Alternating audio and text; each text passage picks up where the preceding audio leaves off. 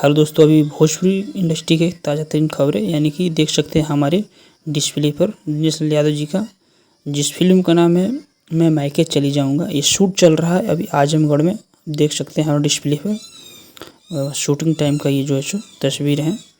अभी जोरों शोर से शूट चल रहा है आजमगढ़ में, जिसका डायरेक्टर है इश्तियाक शेख बंटी जी हैं और जो है सो इसका डीओपी आप देख सकते हैं DK शर्मा है।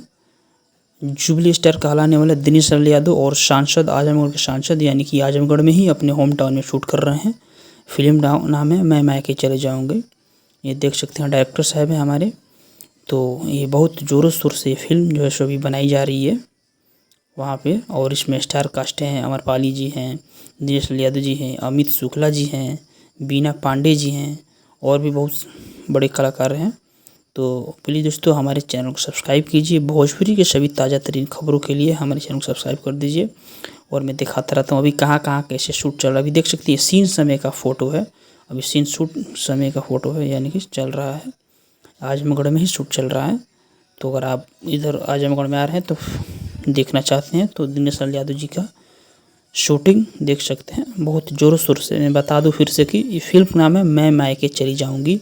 बहुत ही ज़बरदस्त फैमिली ड्रामा है, ये शूट किया जा रहा है आजमगढ़ में। तो प्लीज़ दोस्तों चैनल को सब्सक्राइब कर लीजिए और आगे भी अपडेट आपको मिलते रहे।